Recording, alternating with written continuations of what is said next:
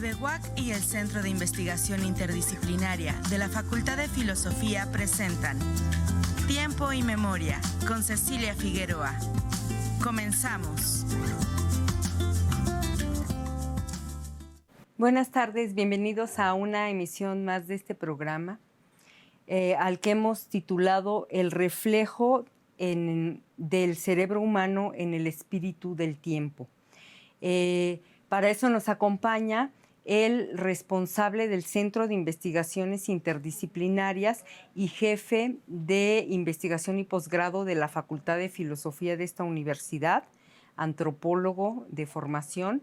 Él es el doctor Alejandro Vázquez Estrada. Hola, Alex, gracias por acompañarnos. Sí, muchas gracias por la invitación. Sabes que siempre es un placer estar Alex, en este espacio. Muchas gracias. Pues el doctor Alejandro participó en un evento con la Facultad de Ciencias Naturales que se llamó El Cerebro Animal, y como nosotros los sapiencillos también somos animales y él es antropólogo, entonces habló de el cerebro animal del Homo sapiens sapiens a través del tiempo. Hizo una línea del tiempo muy interesante, pero desde una visión crítica antropológica. Entonces, Alex, en el principio de los tiempos, los humanos, el cerebro humano solo estaba relacionado o intrínsecamente relacionado con lo sagrado. Platícanos de eso, por favor. Muy bien, Ceci. La verdad es que este es un tema que a lo largo de los años nos ha apasionado, y especialmente es un tema que tiene que ver mucho con la formación de la antropología y la interdisciplina. Hablar del cerebro no solamente tiene que ver con su estructura, su función en términos neuronales, ni tampoco hablar del cerebro solamente se refiere a sus características cognitivas. Hablar del cerebro también es hablar de cultura y también es hablar de naturaleza. De tal manera que cuando tuvimos esta maravillosa invitación, pues obviamente hablar desde este punto de vista mucho más reflexivo, supone la primera pregunta, ¿no? ¿Dónde está la frontera entre cultura y naturaleza cuando hablamos del cerebro? ¿Por qué? Porque así como bien lo has indicado, en algún momento a lo largo de este horizonte donde el ser humano y los grupos humanos se han desenvuelto, pues el cerebro apareció como algún indicador relacionado con la razón, relacionado también con la ciudadanía, relacionado también con la inteligencia, relacionado con la diferencia entre la animalidad, la monstruosidad, el salvajismo y obviamente la civilización. Desde ese punto de vista, en esta maravillosa conferencia que tuviste a bien invitarme, delineamos un paisaje histórico, ¿no? Y en algún momento determinado observábamos cómo desde el ámbito de lo sagrado, pues el cerebro había sido comprendido como un don divino. Haber sido creados como una especie a imagen y semejanza de un Dios creador, específicamente dotado de ciertas cualidades y ciertas capacidades, aparece la razón como un proceso vinculado al mundo de lo especial y también al mundo de lo divino. Entonces, vimos cómo en algún momento determinado el tener esta capacidad, esta iluminación, iba a generar tipos diferenciados de grupos sociales. Porque resulta ser que el cerebro, en articulación con su capacidad divina, pues operaba en términos de un tipo de razonamiento orientado, obviamente, hacia un pensamiento religioso.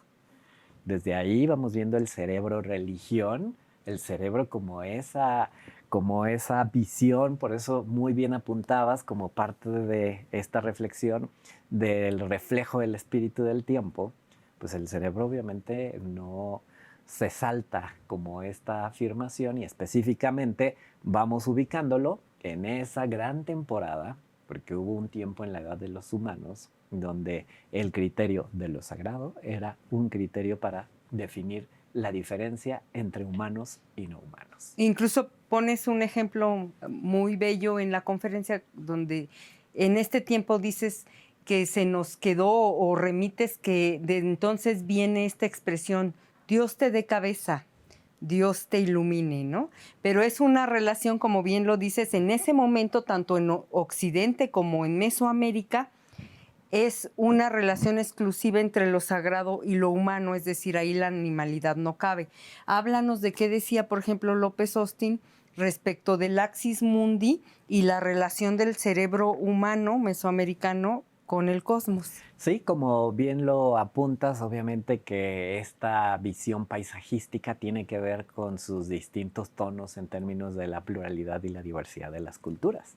En este caso, como lo has señalado, para hablar de Mesoamérica, la idea de cerebro está articulado hacia una composición que tenía que ver más con la razón. Tenía que ver con una articulación, por ejemplo, como lo señala muy bien López Austin, el cuerpo como un orientador del cosmos. El cuerpo que conecta no solamente con los individuos y las comunidades, sino el cuerpo que conecta lo que está más allá del mundo terrenal. Por eso, la cabeza en su plano geométrico representa la parte más cercana hacia el cielo. Representa también el punto de asimilación de la izquierda con la derecha, del arriba y del abajo, y que esto se convierte, como lo había señalado, en un eje que no solamente conecta el mundo de los individuos y de las comunidades, sino también el mundo de lo celeste, lo terrestre y el inframundo. Por eso el axis mundi aparece de manera muy connotada cuando hablamos sobre el cerebro. El cerebro, además, en términos de su ubicación espacializada, siempre estará articulada con el cielo. Y después viene la ilustración y rompe el sueño, ¿no?, de la relación entre el cerebro humano y lo sagrado. Y viene el arte y vienen... pones en la exposición que diste 2 obras maravillosas y entonces viene el estudio de la anatomía y la racionalidad. Platícanos cómo cambia ese concepto respecto del cerebro humano. Sí, en la ilustración vemos cómo hay una revolución de concepciones. Y ahí lo que está de telón de fondo es esta lógica iluminista, ¿no?, donde la fe va entrando como en cierta polémica con la razón, y si bien el ser humano era una creación divina, su propio expertise, su propio ejercicio social y sobre todo su propio pensamiento era el que estaba transformando las sociedades. Ahí, por ejemplo, a partir de El hombre de Vitruvio, de Leonardo da Vinci, vamos viendo cómo la cabeza, el cerebro, se va convirtiendo en el expertise de lo racional, de la racionalidad. Ahí vamos viendo cómo justo el cerebro se convierte en un indicador que va superando aquella capacidad que tenía el alma o la fe. Entonces vamos también observando cómo el cerebro sirve para desarrollar ideas, reflexiones y tecnologías.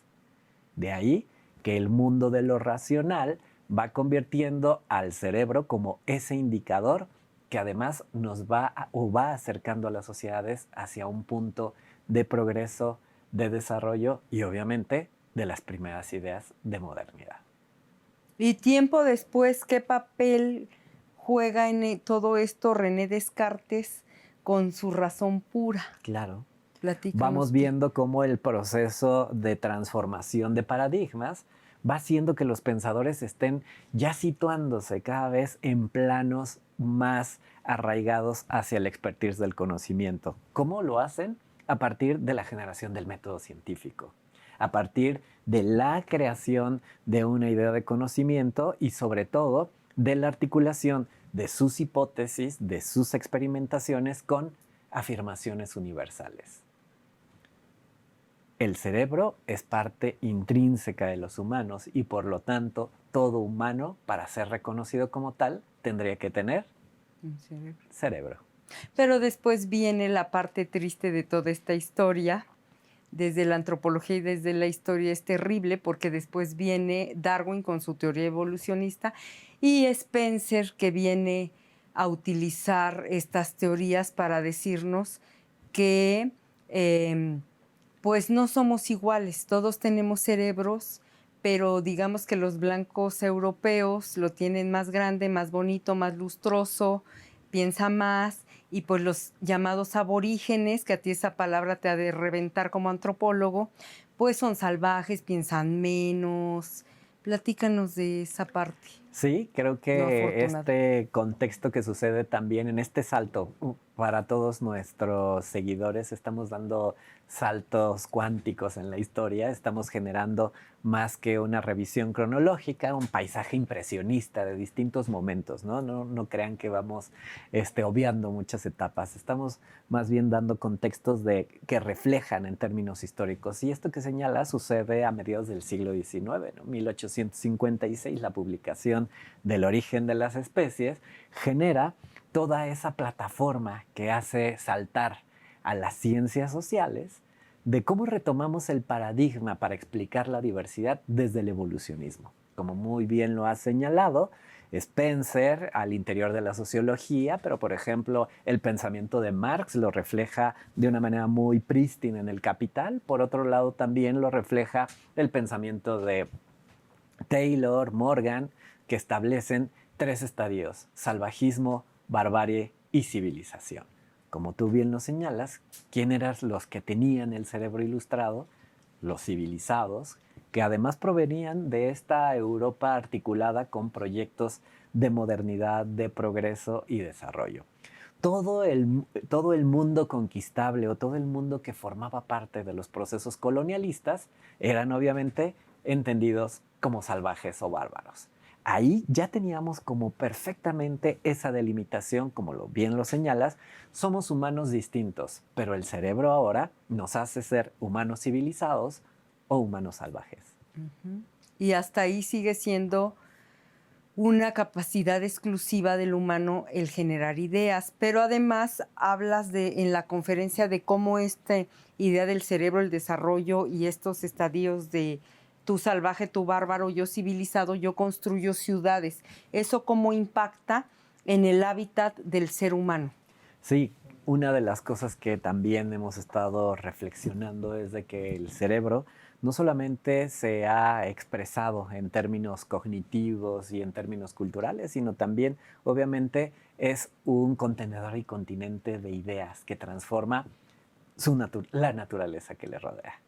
Es interesante cómo, por ejemplo, a partir de los desarrollos tecnológicos pudimos ubicar cuestiones desde la matemática, desde el cálculo, desde la aritmética, la transformación de los materiales para poder comenzar a construir edificios cada vez más grandes, ciudades cada vez más amplias, transformaciones en términos espacializados relacionados con mejores tecnologías para tener el agua. Entonces ahí el cerebro ya no solamente se comprendió desde un punto de vista de lo racional y su motor como transformador, sino también el cerebro se convirtió en un indicador de coeficiente intelectual.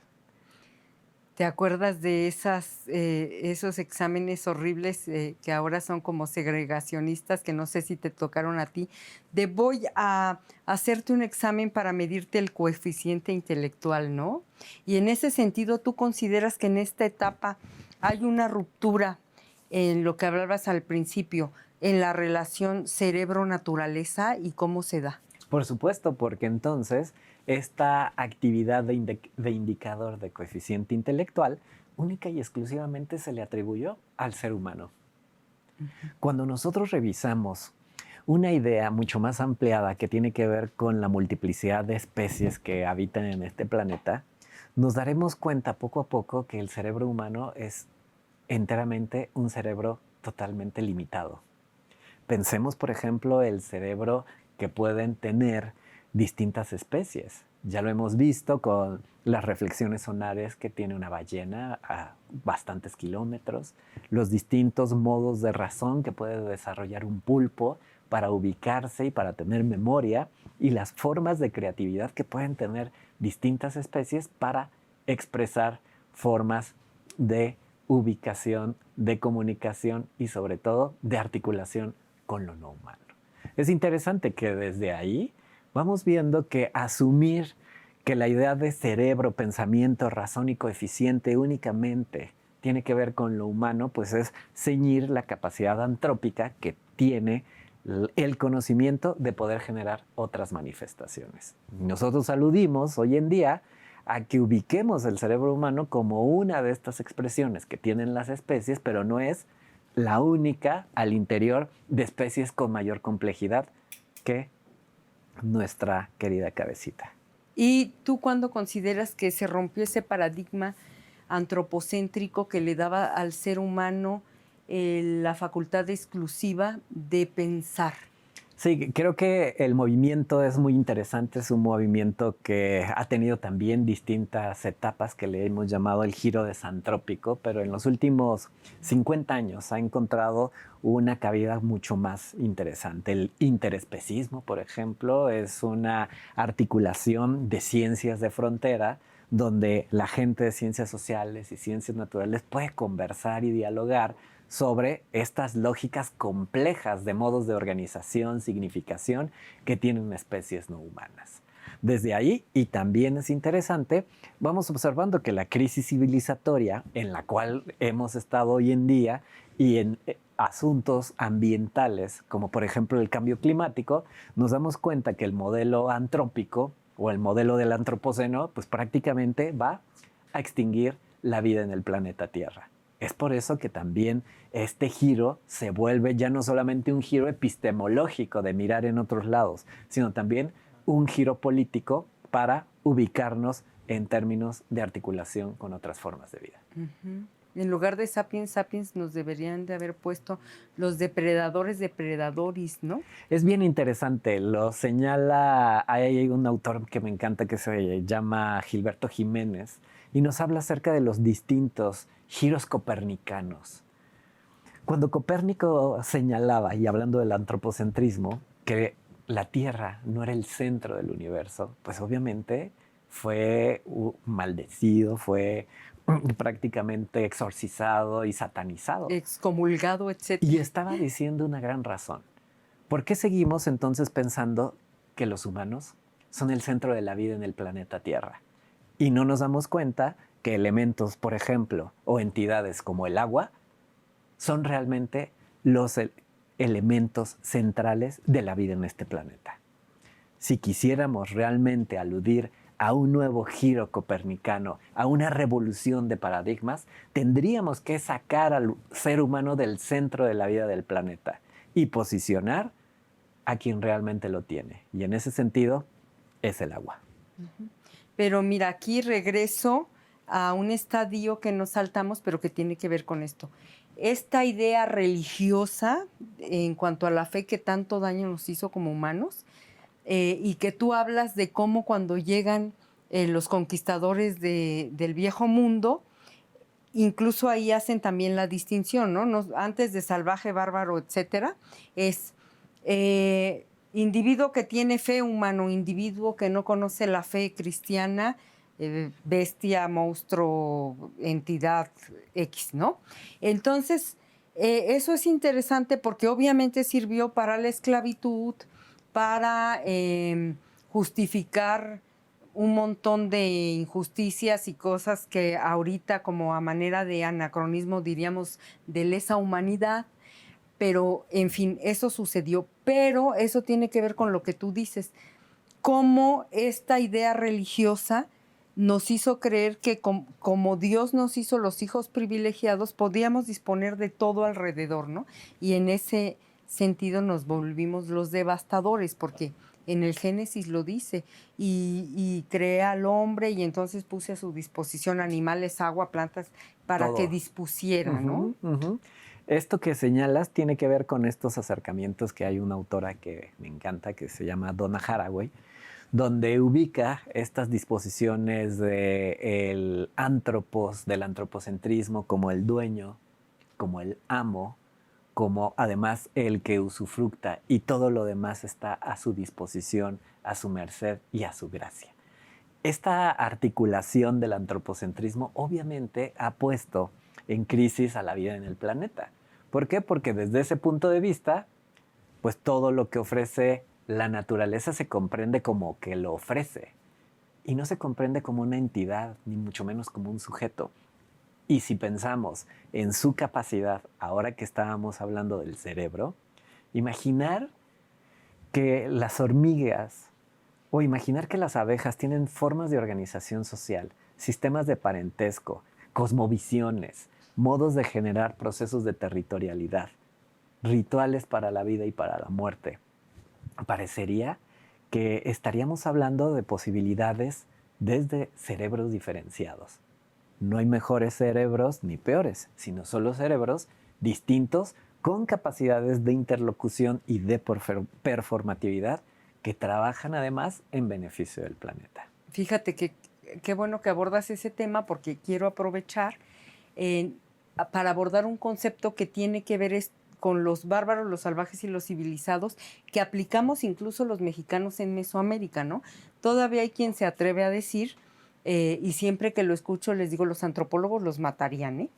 Es que la civilización de México Tenochtitlan, ¿no? O Teotihuacán, eran unos mesoamericanos muy civilizados, avanzados. En cambio, estos pueblos de Aridoamérica, es decir, de Querétaro para arribita, todos eran salvajes, nómadas, ¿no?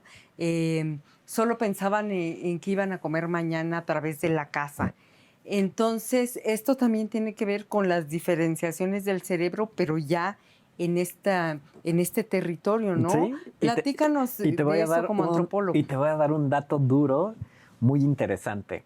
Tú sabes que los cerebros tienen distintos componentes y se van desarrollando como si fueran músculos vinculados con sus ejercicios en términos sociales. Hay algunos cerebros que son más creativos, hay algunos cerebros que son mucho más racionales o lineales, hay algunos cerebros que tienen una gran capacidad en términos de memoria y recuerdo, hay otros cerebros que tienen capacidades, por ejemplo, en términos argumentativos de colores o de sensaciones. ¿Sabes que el cerebro de los humanos que provienen de sociedades nómadas o seminómadas tiene una capacidad de comprensión totalmente compleja para entender un territorio de una manera mucho más amplia, a diferencia de un cerebro que es sedentario?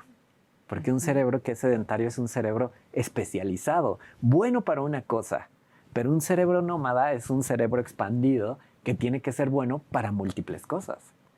Porque no solamente tiene que especializarse en una técnica para saber lo que viene en cada ciclo, sino más bien especializarse en la incertidumbre. Y vivir alerta, ¿no? Claro. Con esa parte del cerebro y del instinto. Por supuesto. Y entonces ahí podríamos terminar con esta máxima de haciendo alusión a un gran antropólogo llamado Franz Boas, que decía que no hay culturas mejores ni peores, sino solo culturas distintas. Entonces, no hay cerebros mejores ni peores, solo cerebros distintos. Doctor Alejandro Vázquez, ¿con qué concluirías? Concluyo con que estos temas son muy apasionantes y especialmente desbordan no solamente los temas relacionados con la teoría, con los conceptos, sino también se convierten en plataformas políticas de vida. Cuando nosotros articulamos la academia con una visión política, no estamos solamente preocupándonos por las publicaciones o los papers. Estamos preocupados por la vida en general. Y en ese sentido, te comentaba que la última imagen que presentas en esta conferencia que diste es devastadora porque es cómo se está prospectando que será el humano si sigue 10 horas pegado a la pantalla, al celular, y que tiene así como una cabeza saliéndole de otra y como una especie de escamas y está bastante robustito, por llamarle de alguna manera. Y te decía que eso me parece verdaderamente aterrador, ¿verdad? Y eso que parecería ciencia ficción, pues al final de cuentas tiene que ver con una proyección de qué es lo que nos sucede a nosotros, a nuestros cuerpos y a nuestros cerebros si no transformamos ciertos hábitos de vida. El sedentarismo en un exceso, tú y yo sabemos que va produciendo formas muy atróficas en el cuerpo. Así es.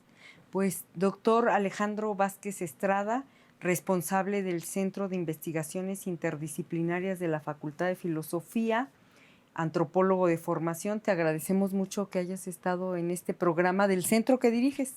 Muchísimas gracias, Ceci. De verdad que es todo un placer venir a dialogar contigo sobre estos temas y siempre he invitado, siempre muy dispuesto a tus invitaciones y muchas gracias a la Facultad de Ciencias Políticas por acogernos de una manera tan maravillosa en este programa. Muchas gracias y a nuestros televidentes nos vemos en la próxima emisión. Buenas tardes. TV UAC y el Centro de Investigación Interdisciplinaria de la Facultad de Filosofía presentaron Tiempo y Memoria con Cecilia Figueroa. Gracias por acompañarnos.